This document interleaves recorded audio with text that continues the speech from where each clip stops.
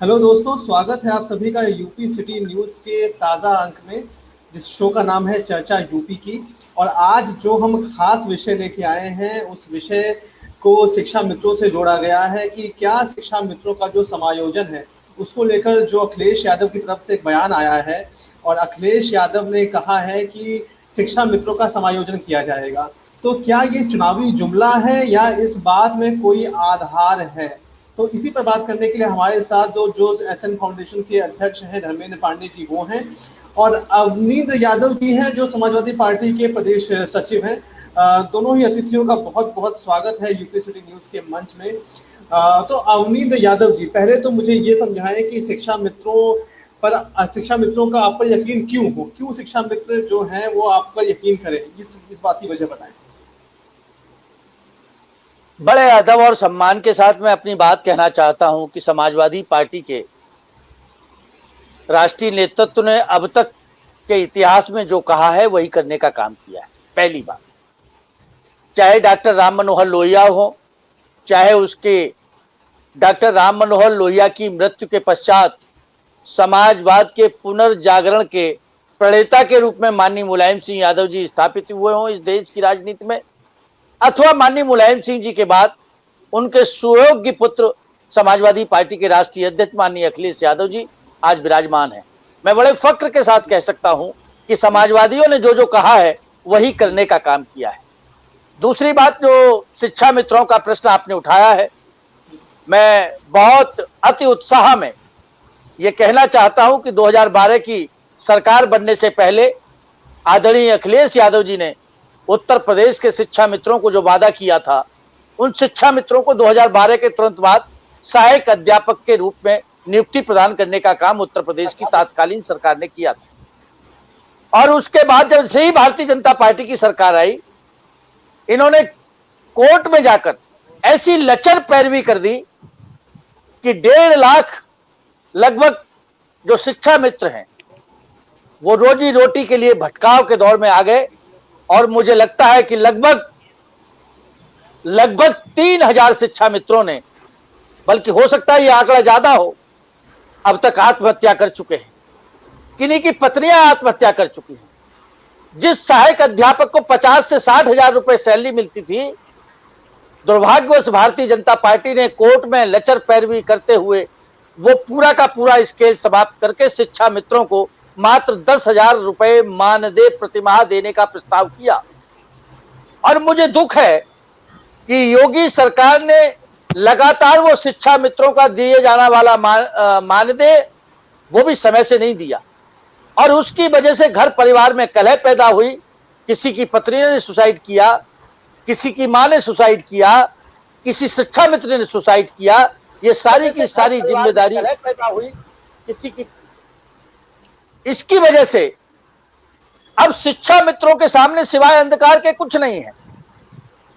और मुझे खुशी है कि शिक्षा मित्रों को यदि कहीं भरोसा है, कहीं विश्वास है, तो वो केवल समाजवादी पार्टी की सरकार पे और समाजवादी पार्टी के राष्ट्रीय अध्यक्ष माननीय अखिलेश यादव जी पे है। तो इसलिए निश्चित तौर से जैसे ही समाजवादी पार्टी की 2022 में सरकार बनेगी, उन्हें चाहे कुछ करना पड़े, कैबिनेट की पहली बैठक में प्रस्ताव लाकर माननीय अखिलेश यादव जी कानूनी पेचीदगियों को दूर करेंगे और शिक्षा मित्रों को पुनः सहायक अध्यापक के रूप में इस प्रदेश में प्रतिस्थापित करने का काम करेंगे। जी देखिए, हमारे साथ धर्मेंद्र जी हैं, और धर्मेंद्र जी ने लंबी लड़ाई जो है वो लड़ी है शिक्षा मित्रों के अधिकारों के लिए। ये हमारे शो में आ चुके हैं और ये जानते हैं कि हम लगातार जो शिक्षक वर्ग है उसकी समस्याओं को हम उठाते रहे हैं, भले ही वो 69,000 शिक्षकों की भर्ती का मामला हो या फिर जो मदरसे हैं उनके शिक्षकों को पेंशन ना मिलने का जो विषय है वो है। तो धर्मेंद्र जी, मुझे ये बताएं, आपको तो आश्वासन बहुत मिले हैं, हर राजनीतिक पार्टी ने आपको आश्वासन दिए, आपको वादे किए हैं आपसे, सिवाय समाजवादी पार्टी के किसी ने आश्वासन नहीं दिया धर्मेंद्र जी को। जी धर्मेंद्र जी, मुझे ये बताएं कि राजनीति पर आपको क्या यकीन है, ये मुझे बताएं साफ साफ। मुकेश जी, आज हमारी स्थिति ये है आपके डिबेट पर कि पिता पुत्र को आमने सामने बैठा दिया गया हो। हमारी आवाज आ रही है ना? बिल्कुल आ रही सर, बिल्कुल आ रही है, बिल्कुल आ रही। हमारी स्थिति आज ये है कि पिता पुत्र को आमने सामने बैठा दिया गया हो। हम माननीय अखिलेश यादव जी पर आंख बंद कर विश्वास करते हैं। जी।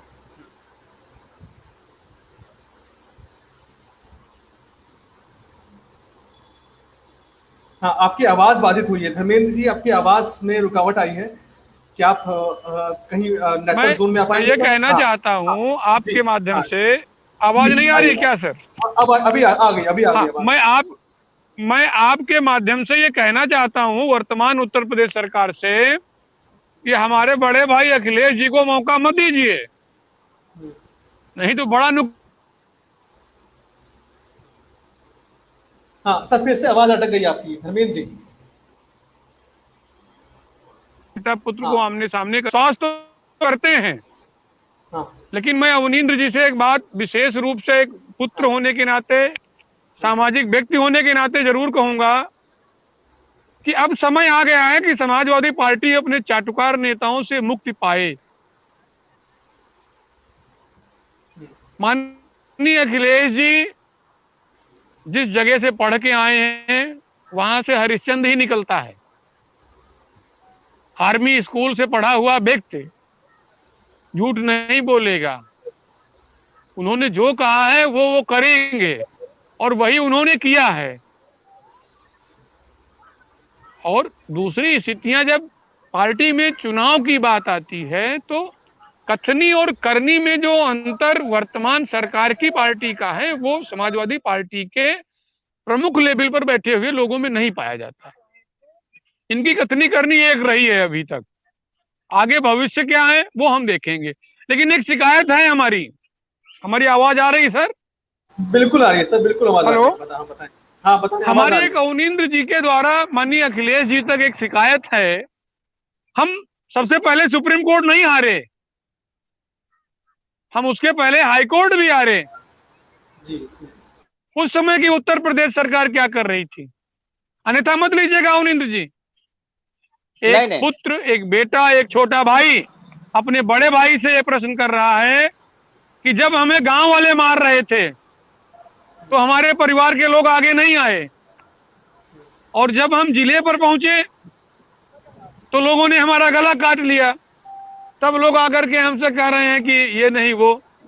हमें विश्वास है माननीय अखिलेश जी हमारा भला करेंगे, और उन्होंने आज तक जो कहा है, क्योंकि हमने वो टाइम भी देखा है जब अधिकारियों की न सुन करके अखिलेश जी ने हमारा भला किया है।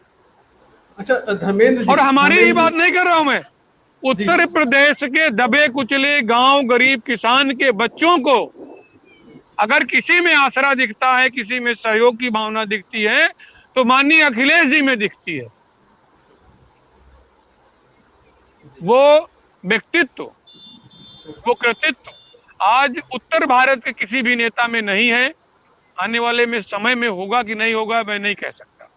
हाँ अवनीत जी के पास मैं लौटना चाहूंगा। अवनीत जी, हमें मतलब अगर किसी मुझे बीजेपी बस के एक नेता ही से, शिकायत है, अगर हाईकोर्ट में प्रदेश सरकार ने सही से पैरवी कर ली होती तो शायद जी, वर्तमान उत्तर प्रदेश सरकार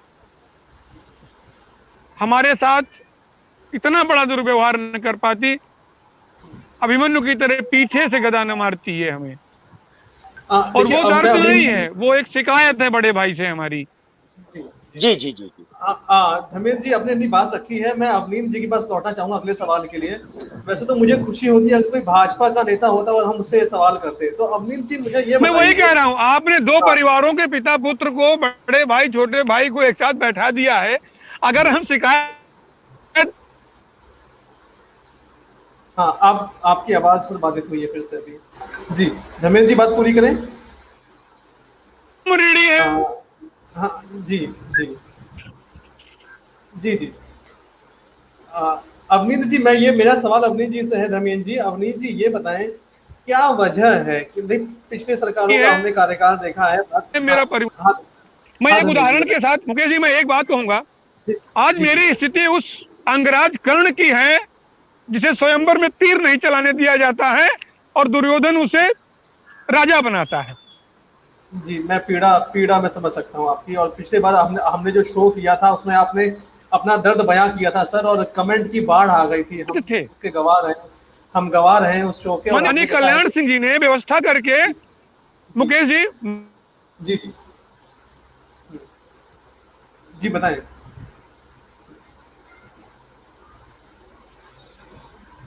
मिलता था। राजनाथ हाँ जी जब आए तो उन्होंने मानदेय रेगुलर, लेकिन जब अखिलेश जी आए तो उन्होंने हमें जी पहचान दी। जी मैं उन परिस्थितियों को नहीं भूल सकता। मैं जब भी महाभारत देखता हूं तो स्वयं को अंगराज कर्ण की स्थिति में पाता हूं। जी जी मुकेश जी, जी इससे ज्यादा हम या हमारा शिक्षा में तो कुछ नहीं कह सकता। जी अखिलेश जी कैसे हैं कैसे नहीं है इसका कोई मतलब नहीं है। जी धर्मेंद्र पांडे माने अखिलेश, अखिलेश माने धर्मेंद्र पांडे। बस इतना मैं जी अवनीश जी के द्वारा जरूर कहलवाना जी जी चाहूंगा माननीय समाजवादी पार्टी के मुखिया तक कि आप भावुकता के बजाय व्यक्तित्व के धनी हैं। आप ऐसे फैसले लें जिनको आने वाली सरकारें भविष्य में डिफीट न दे पाए। नाम बदल करके, काम बदल करके, पद बदल करके, रंग रंग बदल कर। किसी भी तरह से ऐसा न चलिए, हो। इसका भी इंतजाम किया जाएगा हाँ, अपनी से सरकार। बस रवि जी, मैंने आपको बता दिया कि जो हमारी स्थिति चलिए है चलिए, एक आज, मुकेश जी को सुन एक लीजिए। ही धर्मेंद्र जी परिवार के मैं दो बेटे हाँ आमने सामने बैठा दिए मुकेश हाँ जी आप ने। चिंता ना करिए, क्षमा मैं करिएगा। बीच में आपका लौट गया संरक्षण हूँ। करेंगे, आपका संरक्षण करेगी समाजवादी पार्टी की सरकार धर्मेंद्र और जी माननीय अखिलेश यादव। धर्मेंद्र जी मैं लौट के आता बोलिए हूँ अपने मुकेश पास। जी। हाँ जी देखिए, जी मेरा प्रश्न अवनीश जी से है। अवनीश जी देखिए, सरकारें आई 5 साल पहले, हमने देखा कि 4.5 साल पहले समाजवादी पार्टी का कार्यकाल था प्रदेश के अंदर। फिर शिक्षा मित्रों की स्थिति कुछ बेहतर हुई थी, उनके मानदेय बढ़ाए गए थे, और मानदेय में अचानक सरकार बदलते ही जो फैसला आया, कोर्ट का कमी आई।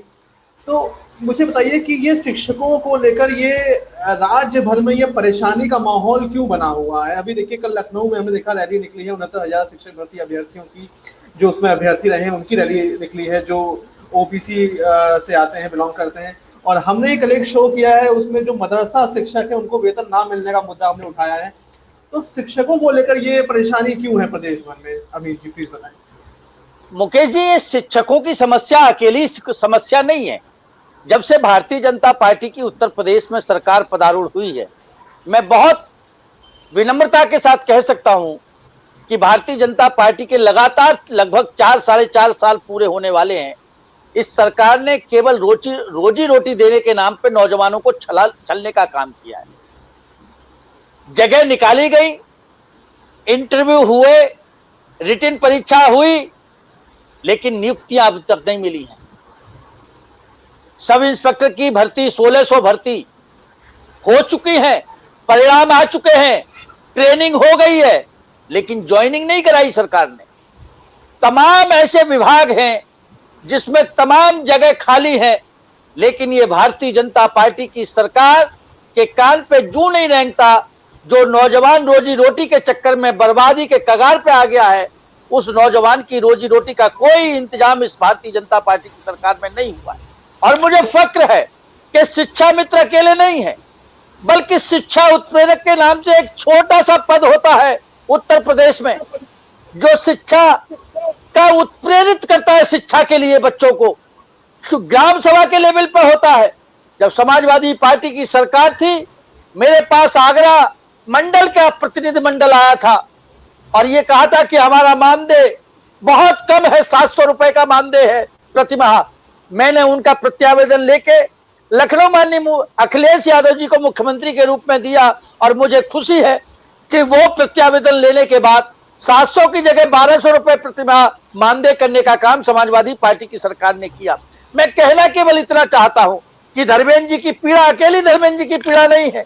ऐसे तमाम धर्मेंद्र यादव जैसे बहन और भाई हैं जो उत्तर प्रदेश में आज बिल्कुल बर्बादी के कगार पे आ गए हैं। आप सोचिए, जिस नौजवान को 50 से 60 हजार रुपए प्रतिमाह सरकार देने का काम करती है और उसको 10,000 के पायदान पे लाके खड़ा कर दिया जाए, तो वो बताइए, जिसने मकान के लिए लोन लिया है, जिसने कार के लिए लोन लिया है, जिसने शादी विवाह के लिए बैंक से लोन लिया है, आखिर वो कहां से किस्त देने का काम करेगा? और यही वजह है कि धर्मेंद्र जी ने बताया नहीं पूरा आंकड़ा। मुझे लगता है 3 से लेकर 5-6 हजार तक का आंकड़ा है जो शिक्षा मित्रों ने आत्महत्या करने का काम किया है। और ये भारतीय जनता पार्टी की सरकार का गुनाह इतना बड़ा है, मुझे लगता है कि सारे के सारे नौजवान जो बेरोजगारी के कगार पे हैं, निश्चित तौर से भारतीय जनता पार्टी की सरकार के ताबूत में आखिरी कील ठोकने का काम करेंगे। वहीं समाजवादी पार्टी की सरकार में पूरा का पूरा यकीन है ऐसे नौजवानों का, ऐसे बेसहारा लोगों का जो केवल और केवल अखिलेश यादव जी के ऊपर विश्वास और भरोसा है। अवनीश जी, आपने अपनी बात रखी है। देखिए, अभी उनका संपर्क भी उनसे टूट गया है, कहीं नेटवर्क जोन से बाहर है। लेकिन अगर हम पीछे पलटकर सर देखें आज, तो जी जब हम समाजवादी पार्टी का कार्यकाल देखते हैं तो उस कार्यकाल में भी हमें कई ऐसी भर्तियां मिलती हैं। अगर हम शिक्षकों से इधर बात करें तो कई भर्तियां ऐसी मिलती हैं जो सवालों के घेरे में होती हैं। तो एक शिक्षा मंत्री को अगर हम हटा के देखें तो उन भर्तियों को अगर हम देखें तो कितना एक आम जनता इस बार किस उम्मीद से देखे, क्योंकि कई बार हमने पीसीएस परीक्षाओं को लेकर हमने बात देखी कि किसी एक जाति मैं समझ रहा था मुकेश जी, आप यही मुद्दा उठाएंगे, मैं समझ रहा जी बिल्कुल। तो हम आप समझ रहे हैं कि अगला जो चुनाव है वो दो ही पार्टियों के बीच होने वाला है, दो ही पार्टियां दावेदार हैं। तो समाजवादी पार्टी पे कितना भरोसा है आम जनता का जो अभ्यर्थी हैं बाकी परीक्षाओं के? जी, मैं बड़े निवेदन के साथ कहना चाहता हूं कि जब समाजवादी पार्टी की सरकार आती है तब भारतीय जनता पार्टी और विपक्ष के जो तमाम लोग हैं वो समाजवादी पार्टी की सरकार को बदनाम करने की साजिश रचते हैं। और पिछले टाइम पे जब उच्च सेवा आयोग था तो उसमें ये लिखा गया ये यादव चयन बोर्ड है इलाहाबाद में, लेकिन आप जांच करा के देख लीजिएगा, कोई घपला नहीं हुआ, कोई बदतमीजी नहीं हुई। केवल यादवों को बदनाम करने के लिए उस आयोग को यादव आयोग कह दिया गया। और एक बात नहीं बल्कि मैं दावे के साथ कह सकता हूं, जब भी कोई घटना होती थी तो उसमें मुख्यमंत्री जी का, अखिलेश यादव जी का फोटो लगा के यही आपके साथी जो बड़े बड़े चैनल हैं, धन्ना सेठों के चैनल हैं, वही धन्ना सेठों के चैनल समाजवादी पार्टी की सरकार को कलंकित करने का काम करते थे। आज बहन बेटियों के साथ अत्याचार, अनाचार, बलात्कार की घटनाएं लगातार दिनों दिन बढ़ती जा रही हैं, लेकिन कोई चैनल की हैसियत नहीं है कि योगी का चित्र लगाए और ये कहे कि भारतीय जनता पार्टी के कुशासन में ये सब हो रहा है। तो ये हमारा आरोप है कि जब जब समाजवादी पार्टी की सरकार बनती है, जब जब माननीय अखिलेश यादव जैसे सुयोग्य नौजवान पढ़े लिखे लोग गद्दी को संभालने का काम करते हैं, उस समय यही तमाम जो दल हैं वही दल समाजवादी पार्टी की सरकार को बदनाम करने का काम करते हैं। लेकिन मुझे खुशी है कि प्रदेश की जनता ने जिस हंसी और खुशी के साथ हमें हटाया था और भारतीय जनता पार्टी को पदारूढ़ करने का काम किया था, मुझे खुशी है कि कहीं ना कहीं आज जनता की आस टूटी है। कहीं ना कहीं महंगाई बढ़ी है, पेट्रोल डीजल के दाम बढ़े हैं, कहीं ना कहीं तमाम नौजवान बेरोजगारी के शिकार हुए हैं, हताश है और निराश है। गृहिणी बिल्कुल चूल्हा फूंकने को मजबूर है। उज्ज्वला योजना में फ्री में जो सिलेंडर दिए गए थे उनके लिए पैसा नहीं है गैस भराने का। जो गैस का सिलेंडर कुछ रुपए का आता था आज दुगना और तिगना रेटों पे हो गया है। तो मैं कहना ये चाहता हूं कि उत्तर प्रदेश का जनता, उत्तर प्रदेश का कोई ऐसा समाज नहीं है जो भारतीय जनता पार्टी के इस कुशासन से आजिज नहीं आ चुका है। और मुझे लगता है, मुझे विश्वास है कि पूरी की पूरी जनता जनार्दन का जो आशा और केंद्र बिंदु है वो केवल और केवल अखिलेश यादव जी के रूप में, समाजवादी पार्टी के सरकार के रूप में पूरी जनता आस लगाए बैठी है। और मुझे लगता है कि भारतीय जनता पार्टी कितने भी प्रपंच रच ले फिर भी 2022 में समाजवादी पार्टी की सरकार बनेगी। अवनीश जी, देखिए अभी संपर्क टूट गया इनसे। मैं अपनी टीम से कहना चाहूंगा कि इनको धर्मेंद्र जी को जोड़ने का पुनः प्रयास किया जाए। लेकिन इस बीच अवनीश जी, मेरा एक प्रश्न है आपसे।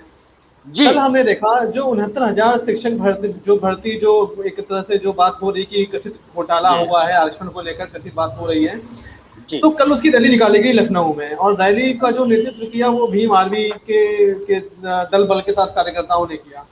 तो जितने भी ये मुद्दे हैं, चाहे किसान आंदोलन को ले लीजिए तो वहाँ एक हमें आरएलडी मंच पे दिखती है और कुछ नेता भी दिखते हैं, और अभी ये जो 69,000 शिक्षक भर्ती अभ्यर्थी का जो मामला है इसमें भीम आर्मी है। तो इन सभी मामलों में समाजवादी पार्टी कभी खुल के आगे नहीं आती है। किसी भी आंदोलनकारियों के साथ वो कंधे से कंधा मिलाकर दिखती हुई नहीं दिखती है हमें। ऐसा क्यों है अवनीश जी? आपको लगता है मुकेश जी, आपको लगता है सरकार और विपक्ष का ट्रेंड चेंज हुआ है? पहले विपक्ष में मेरे जैसा आदमी, मेरे जैसा अदना सा कार्यकर्ता महीने में 4 बार पुलिस से पिटता था विभिन्न आंदोलनों में और जेल जाता था और वाइज्जत छूट के आते थे।